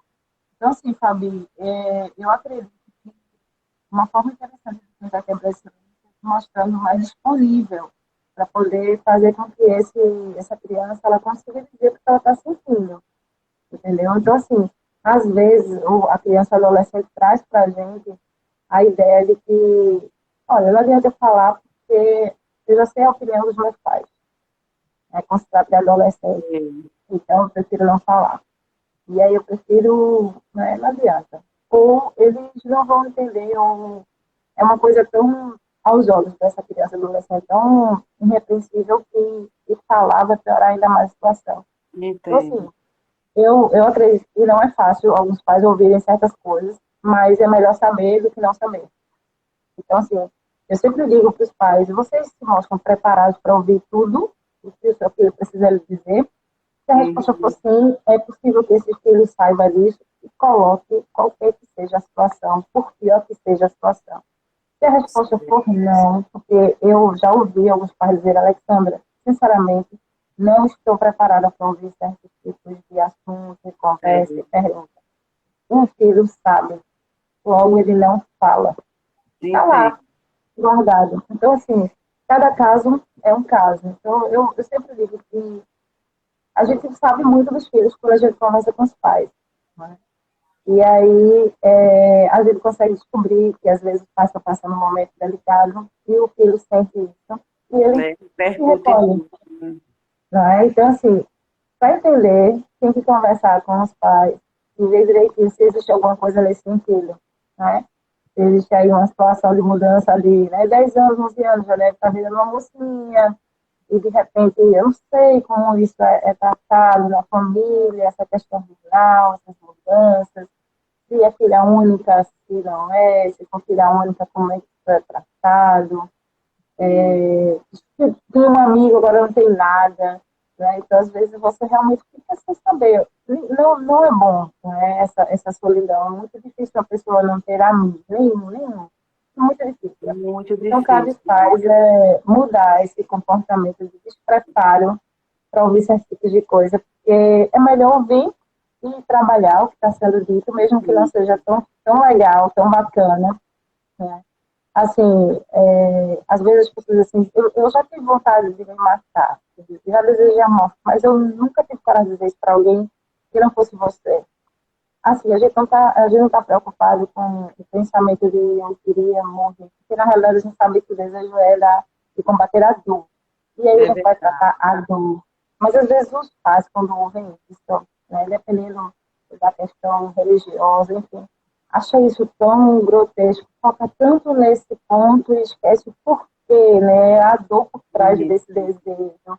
E aí o filho, ele sente isso, né, que aquilo que ele está sentindo não é adequado e se eu disser, ele não vai ser bem visto. Ele não quer ter esse olhar de admiração, né, da única pessoa que tem admiração, que no caso é esse pai, essa mãe, E entendeu? assim, Alexandra, às vezes não é nem um quadro de depressão nem nada, existe também a famosa crise existencial, não é? Sim. Que é um processo que começa, mas não tem tempo para você se desvincular dessa crise. E a própria adolescente, pela imaturidade, e a própria criança, né, ela não sabe explicar, então ela se isola, ela está passando uma crise existencial. Então, nessa crise, ela se isola, ela se fecha, mas aí o que é que o depressivo fica? O depressivo geralmente chora, perde o foco, tem sinais de ansiedade, de irritabilidade, até se chegar na depressão, não é isso?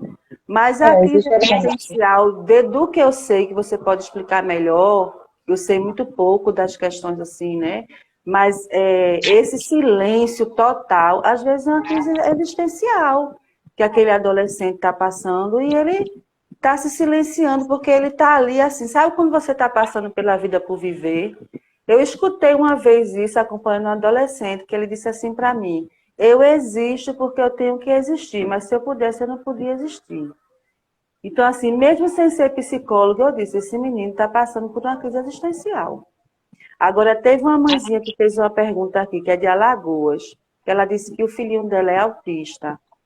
e ele tende muito a abraçar. É até um comportamento assim que não é muito típico do autista. Foi assim que eu entendi, porque tá bem ruinzinho de ler, sabe? Mas eu entendi isso, que como ele tende a abraçar, porque ele não compreende talvez o comando, né, ainda de que não pode. Sim. Então, ela prefere deixá-lo em casa. O que é que a gente acha sobre isso? De ele estar ainda em casa sem ir para aula presencial, uma vez que ele não entende que não pode abraçar. Eu acho assim, em muitos momentos da vida da gente, a gente tem uma opção excelente, extraordinária, uma opção mais ou menos e uma opção ruim. Então, diante dessa situação muito particular, se ela entende que, não apenas por ele, mas pelas outras pessoas, que não é de alta complexidade, até para as crianças, porque tal condição de entender o comando, a gente, mais uma Isso. vez, reforça, não obedece. Então, não existe essa extrema necessidade, sabe? A gente precisa, sim, retomar aos poucos, mas a gente também não precisa sair afobado, né? E muito menos esperar que a gente vá ter um resultado exatamente igual quando era antes da pandemia, porque nós nunca mais seremos os mesmos. Então, no momento que a gente tem que aceitar isso, nunca mais a humanidade será como antes, porque não existe um ser humano igual depois de uma pandemia, né? Então, assim, a gente entender isso, a gente vai conseguir ser um pouco mais até flexível conosco, menos exigente em relação a alguns pontos. Então, eu acredito que a escola está preparada para isso. Então, inclusive, deixa muito aberto para se sentir à vontade em liberar ou não. Então, casos particulares podem ser muito bem tratados nesse sentido. Então, como Isso. não existe uma segurança por parte dessa criança, eu deixaria ela em casa até que, de fato, a gente pudesse ter aí todas as pessoas, uma quantidade significativa vacinadas, para que ela pudesse ter um ambiente de segurança. Porque o que a gente está vivendo hoje? A gente sempre estimulou a criança, o adolescente, a terem esse comportamento de socializar melhor, de abraçar, de falar, de Isso. se comunicar, de tudo. Até Foi a muito nossa bem. cultura, né? A nossa cultura brasileira, ela é essa cultura do abraço, do calor humano, Exatamente. né? Exatamente. Então, a gente desconstruiu isso. Veja só. A gente desconstruiu. A gente disse que era certo, agora a gente está dizendo que é errado. A gente precisa dizer que está errado momentaneamente. Para deixar isso bem claro, né? Porque para um adulto é difícil, para uma criança e adolescente ele é muito mais complexo. Então, a gente precisa começar a ter alguns pensamentos a respeito dessa situação assim. Se nesse caso é pontual, se nesse caso, de fato, é um risco muito maior, então é melhor deixá-lo em casa. Então, é diferente, né, de uma criança que tem a condição de decidir, né, de forma muito mais consciente, de que isso não é. Aí, quando for repreendido, inclusive, entender essa repreensão, esse limite e tudo mais. Então, não existe essa necessidade de expor, né, uma criança autista a uma situação de confusa, porque é muito confusa nesse momento ao retorno escolar. Então, Já que ele tem ele tem essa postura e ele tem esse condicionamento de abraçar, ele sente essa necessidade, ele tem essa isso, Fábio, para compreensão, reconstruir lá aí na frente não desconstruir vale é a muito pena. difícil. Não, Você mexer com a questão do comportamento, rotina, e rotina tem a ver com forma de ser também, com aquilo que eu posso fazer ou não, né? Rotina tem a ver com exatamente. movimento, como eu me coloco, como eu me comporto, né, diante de várias situações. Então, a gente sabe que aquilo que mexe com a rotina, que é tirado deles a oportunidade daquilo que eles estão acostumados a fazer, isso mexe muito mais com a criança que está dentro do espectro do que com a criança que não está. Isso aí é muito real. Né? Agora, se ele for uma criança que ele tiver os acompanhamentos dele, né? As terapias, então eu acho que se deve enfatizar mais isso aí, né? Enquanto psicopedagoga, eu deixo isso aí. É, não fugindo do comportamental, né? Mas trazendo só essa sugestão, porque aí ele pode fazer a terapia dele, dependendo dos profissionais que acompanhem, ele vai fazer de forma individualizada, então com todo um cuidado, não é mesmo se ele queira abraçar o profissional, mas o profissional vai estar lá com jaleco, né? Vai estar todo, É, depois ele, né, passa o álcoolzinho, vai estar com aquele, além da máscara, né, usa aquele todo suportezinho cuidado, lá, né? todo um cuidado. Então, assim, aí, assim, não vai ter essa coisa dele, né? O terapeuta vai saber também conduzir. É diferente de uma sala de aula onde ele vai estar com várias crianças e vários movimentos, vários momentos, né, para conter, não é isso? Isso pode até Com trazer certeza. para ele complicações e É bem alterar outros maior. comportamentos que ele já tenha conseguido avançar, ele venha regredir por conta disso. Então, eu acho que não vale a pena, Exatamente. vale a pena manter as terapias, mas a escola, se não se consegue manter isso, fazer com que ele não entenda, eu acho que deveria forçar mesmo, não. Essa também é a minha opinião, Alexandra. Deixa eu ver se tem alguma pergunta de alguém. Oi, sempre mexo o dedo no lugar errado. Não, tem não. Não tem perguntas, não. Pronto, mas quem quiser, assim, fique à vontade, façam as perguntas. Eu vou fazer uma aqui para a Alexandra. Alexandra, vê só, o que é que eu tenho percebido no campo da psicopedagogia, né? A escola ficou ausente, então a perda, não adianta a gente falar mais porque perda houveram em vários setores da vida e a escola também, né, não ficou para trás nisso. E eu trabalho em prol da modalidade de aprendizagem, dos transtornos, das dificuldades. O que é que eu percebo? Eu percebo que quando eu estou fazendo a anamnese com as famílias agora, uma anamnese que eu fazia dentro de, digamos, 1 hora, tem anamnese que tem chegado a 3 horas. O que foi que chamou minha atenção para a gente dialogar sobre esse tema novamente? Que a gente já falou disso, mas em outro contexto, como você viu, né? Como você falou. A gente está vivendo etapas, Fabiana, da pandemia, agora estamos em outra etapa. Né? E talvez as pessoas esquecendo dessa coisa represa emocional, que é agora que está aflorando mais do que tudo. Então, quando está vindo a queixa da dificuldade de aprendizagem, eu sinto que está vindo uma queixa bem maior do que a dificuldade de aprendizagem, está vindo uma queixa emocional, sabe? Então, assim, os pais também estão denominando muitas coisas como desequilíbrio. Eu acho que meu filho está com depressão. Fabiana, eu acho que ele está com síndrome do pânico. Então, às vezes, os pais já chegam dando laudo na anamnese. Se calma aí, gente. É importante que vocês tenham esse olhar. E eu fico feliz, porque os pais traziam muito para mim a questão só, olha, não aprende isso, nessa disciplina não consegue, não tem interesse, várias questões que envolvem a aprendizagem.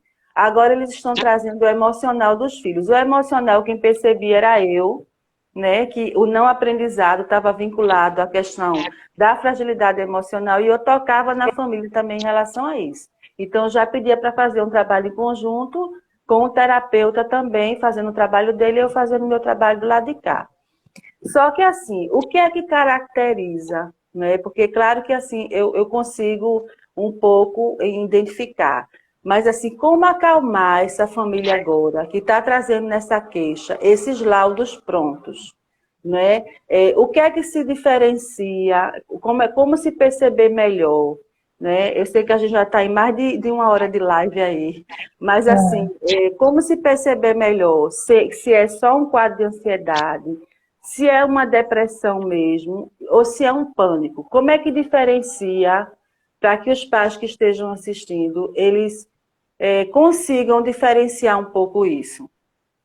Assim, todas as vezes que alguém traz um diagnóstico, eu busco também se esse diagnóstico foi dado de fato pela pessoa que corresponde, que ela se é uma coisa é você dizer, olha, eu acredito que ele está tendo um comportamento depressivo. Outra coisa é que chega a dizer que minha filha tem depressão. Se a pai e a mãe diz que tem depressão, porque houve um diagnóstico por um médico. O psicólogo ele não faz isso. A gente checa essas questões comportamentais se está de acordo com o diagnóstico, né, com o laudo, né, essa definição médica. Então, primeiramente, checar se essa informação está sendo trazida por um médico, né, ou é um achismo, Mas porque geralmente está é sendo mais achismo, feito. viu? Mas eu acho que ele está com pânico, porque está com esse medo de voltar para a escola, né? Porque eu Sim, citei, mas aí vamos já é lá. denominado como síndrome do pânico. Por Entendeu? exemplo, um pânico, por exemplo, vamos pegar essa situação que existem crianças, adolescentes, adultos que trazem essas demandas de pânico. Todas as pessoas estão com algum tipo de pânico quando diz respeito a entrar no medo, se contaminar, entrar no hospital, tocar nas pessoas. Então, esse medo excessivo, ele tem uma justificativa consciente. né, racional. E a gente precisa dosar. É como se houvesse aí sal a mais, né, nessa comida. Então, às vezes, os pais trazem como se aquilo fosse algo assim de outro mundo. Então, olha, todos estão em pânico em relação a esse cenário. A gente nunca viu na nossa história, né, em época de guerra, tivemos muitas mortes em pouco tempo.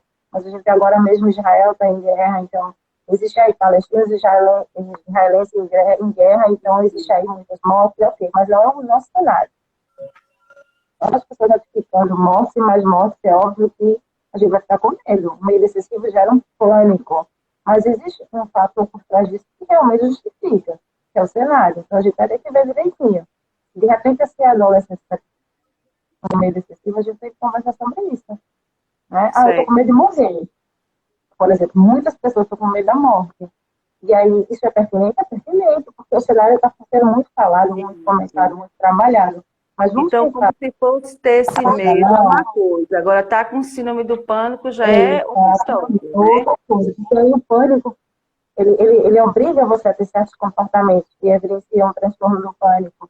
Então, aí a gente vai ver muitas vezes da pessoa fazer a evitação daquela situação, e quando está vivenciando aquela situação, ela tem alguns comportamentos como palpitação, aumento de pressão, sudorese, tremor, falta de ar, vai começar a ter várias evidências de que ali a pessoa está vivenciando um ataque de pânico, e por causa disso está desenvolvendo um transtorno de ansiedade, um transtorno de pânico.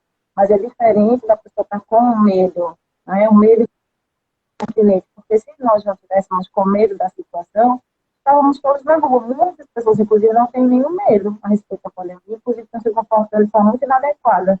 Então, assim, o medo ele nos protege nesse sentido, mas a gente precisa dar. Se ele vier com uma tendência muito maior, por exemplo, eu estou com medo da morte.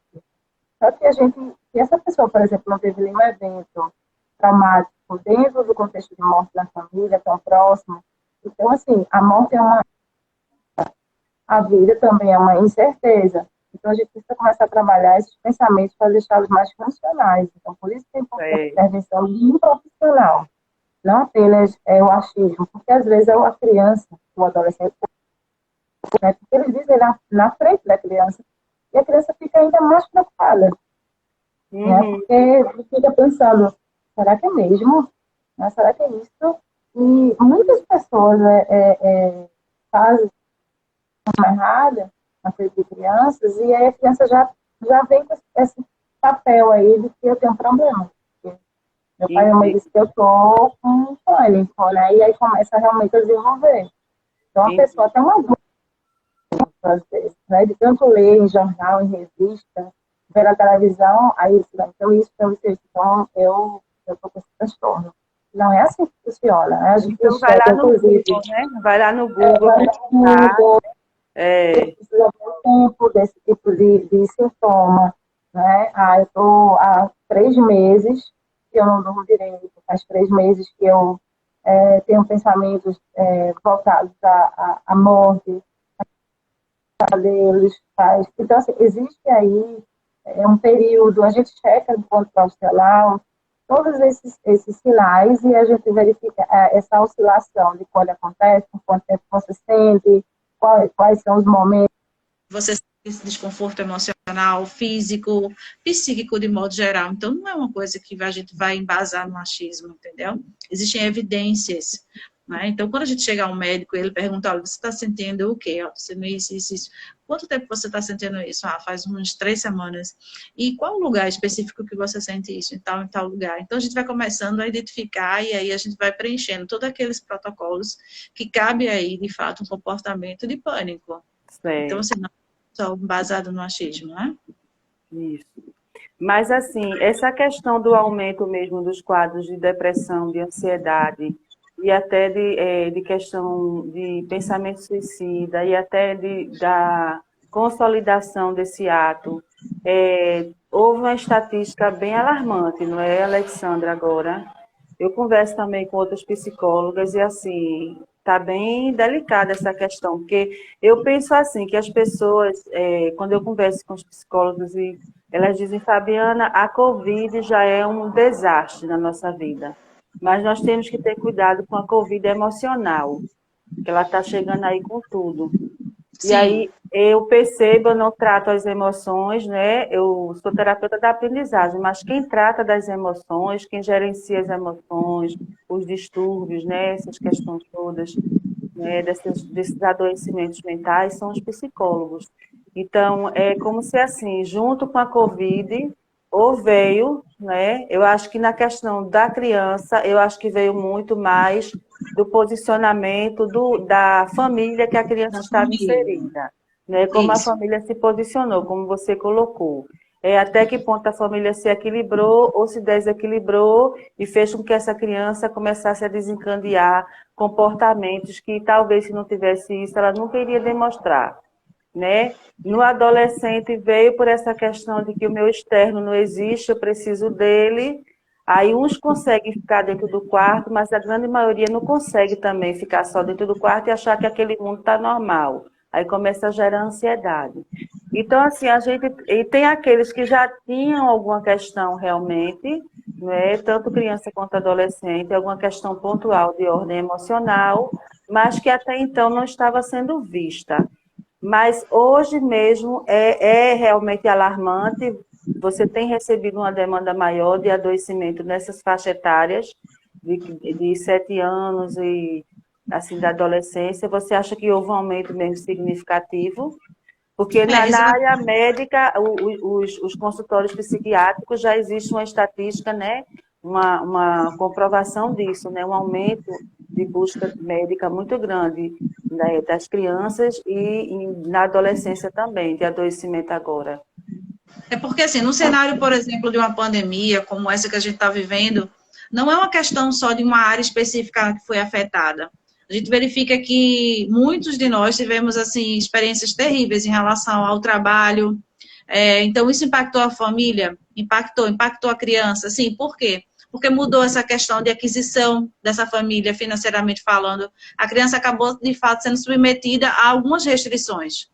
Então, assim, financeiramente, a questão da saúde, efetivamente, e, assim, tantas outras coisas. Então, não está sendo fácil. Então, com isso, o resultado emocional é muito maior. Sempre tivemos a questão da morte na rotina das pessoas, não é? Mas não nesse volume. Então, a gente sempre teve a questão da vacinação, a importância da vacinação, mas não nessa urgência. Né? Sempre tivemos, por exemplo, essa situação do desemprego, né, dessa questão econômica, essa coisa que mês a gente está bem, mês a gente não está bem, mas não dessa forma.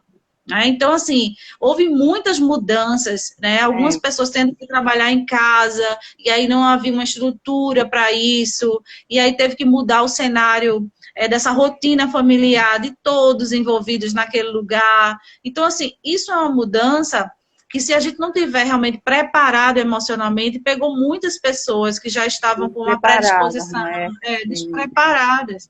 Então, por essa razão, o resultado agora está sendo muito maior do que o que a gente esperava. Né? Assim, a gente, claro, nunca está preparado para o pior. Não. Mas, assim, existem pessoas que têm uma condição emocional de mais cuidado, já faz isso, já administra a psicoterapia, já faz uso de uma rotina no que diz respeito a cuidados médicos, a cuidados na saúde, nas emoções, mantém uma rotina de lazer, então tem uma vida emocionalmente adequada. Então, quando veio a pandemia, foi mais fácil lidar com essas modificações, entendeu? Então, assim, por incrível que pareça, está fora do assunto, mas ao mesmo tempo dentro, algumas pessoas eram um sonho de consumo trabalhar home office. E a gente está vendo agora home office trazendo um resultado extremamente negativo na vida das pessoas, porque elas estão cansadas de estar naquele mesmo cenário, estão sentindo falta de interagir, de sair, de pegar o ônibus, incrível, mas é uma realidade. Pessoas estão se percebendo em comportamentos depressivos por causa dessa mudança de rotina quanto à questão do trabalho. Então, assim, a gente tem mudanças variadas na vida de todos. Então, isso de uma única vez, no mesmo momento. Então, é difícil, né? É uma notícia ruim em cima de uma notícia ruim, outra notícia ruim, e a gente tentando se equilibrar diante de tudo Bem, isso. tudo isso. A permanência desse cenário, não é porque a gente pensou, poxa, acho que final do ano já vai dar uma amenizada. Tivemos uma Isso. piora, e isso vai deixando a gente cansado, exausto emocionalmente. Exaustão emocional acaba baixando a nossa imunidade, a gente fica mais vulnerável em relação à saúde. Então, essa ligação entre essa questão psicológica, essa questão física, essa questão cognitiva, é extremamente afetada. Extremamente afetada. Total Então, se a gente afetada. não utiliza de recursos como as lives, essas reuniões familiares menores, mas que a gente consiga, não é, assim, às vezes as pessoas, não consigo fazer uma festa de aniversário grande, mas eu consigo fazer meu bolinho aqui, ó, para as pessoas que estão dentro de casa, assim, tentar manter, se Isso. adaptar. Essa mente mais adaptativa fez com que algumas pessoas conseguissem sobreviver de forma emocional melhor. Então, a gente tem trabalhado para que as famílias, elas consigam se adaptar, né, a essa nova situação, entendendo, acima de tudo, que ela é temporária. Não sabemos ao certo até quando, mas a gente entende que não é algo permanente. Então, se a gente consegue colocar isso dentro da nossa mente, a gente trabalhando isso de forma racional, a gente consegue um dia após o outro. Não precisa a gente pensar daqui para o final do ano, a gente vive um dia de cada vez. Cada Então, por vez. hoje, a estratégia é essa. Então, se a gente conseguir administrar dessa forma, a gente vai ter um bom resultado. Isso, Alexandra, ótimo. Foi bastante esclarecedora aí, tirou as dúvidas de quem deixou, de quem tirou dúvida, né? Perguntou por aqui. E eu acho que é isso. Então, para a criança, gente, é muito delicado, porque existe a necessidade biológica de movimento da criança, né?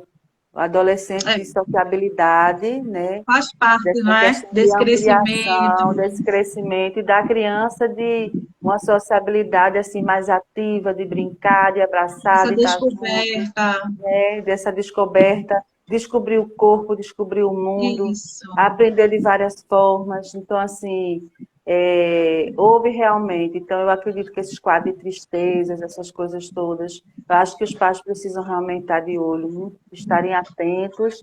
Parabenizo aqueles que estiveram atentos. Claro que tem alguns, como eu falei, assim, que vêm já com alguns laudos já prontos, né? Então, a gente tem que ter um cuidado também de perceber se realmente é aquilo ou não. Mas não se pode fechar os olhos, porque se os pais não tiverem o equilíbrio, não é que os pais serão equilibrados o tempo todo, né? Porque não existe família perfeita só em comercial de margarina, né? Mãe erra, pai erra, querendo É acertar. verdade. Eu acho Não que existe um manual, educar, né? Não não existe. existe, educar é muito difícil.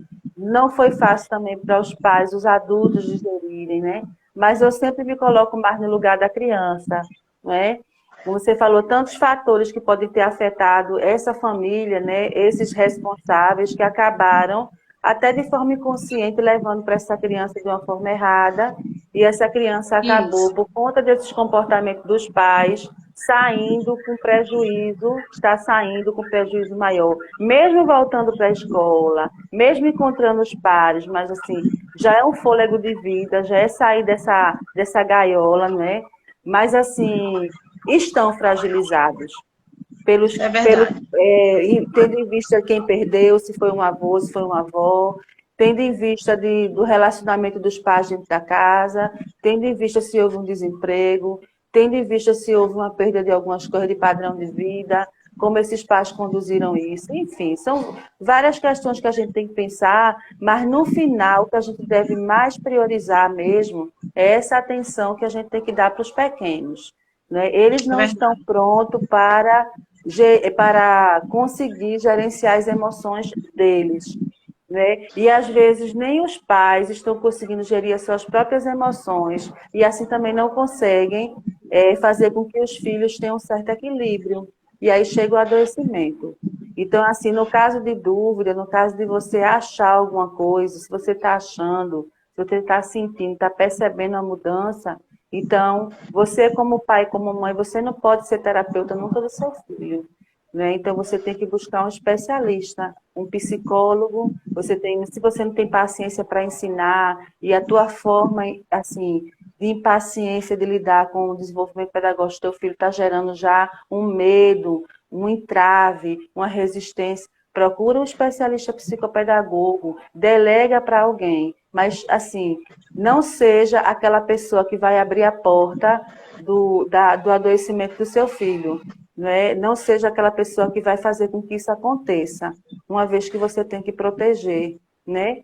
Então, assim, e para a gente cuidar do outro, a gente também tem que estar bem, né, Alexandra? Com Porque não é certeza. fácil, né, a responsabilidade de pai e mãe não é fácil, mas para você cuidar de filhos, você também tem que se cuidar.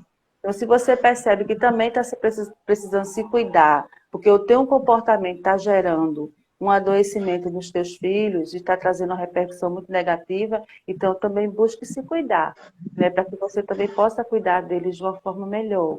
Não existe perfeição, nada disso, mas é um momento muito delicado mesmo, e as crianças estão adoecendo mais, os adolescentes também estão adoecendo mais, né? É verdade, Fabi. Alexandra, boa noite, muito obrigada. Eu que Obrigada para quem entrou, agradeço. né? Quem Boa participou noite também.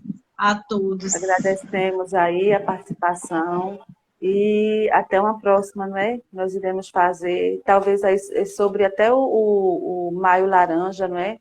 Temos que conversar um pouquinho sobre isso também. Aí, desde já, eu já estou lançando o convite para você, né, para a Coisa gente boa, falar convida dessa sempre. questão, né, do Maio Laranja, para a gente trazer também esse olhar, né, porque também, de uma certa forma, a gente sabe que assim como aumentou a violência contra a mulher, né, nesse processo de repressão de todo mundo junto, também pode ter aumentado também a violência em alguns aspectos em relação à criança, não é? A criança ficou mais Infelizmente. vulnerável dentro dessa casa, não é? Com essa pessoa que está ali no papel de proteger, mas está violentando, né? Então, assim, eu já queria deixar esse convite, né, para as pessoas, assim, que nós vamos falar um pouquinho do Maio Laranja, né, que é o mês de combate à violência sexual contra crianças e adolescentes e da exploração também, né, de crianças e adolescentes, tá bom?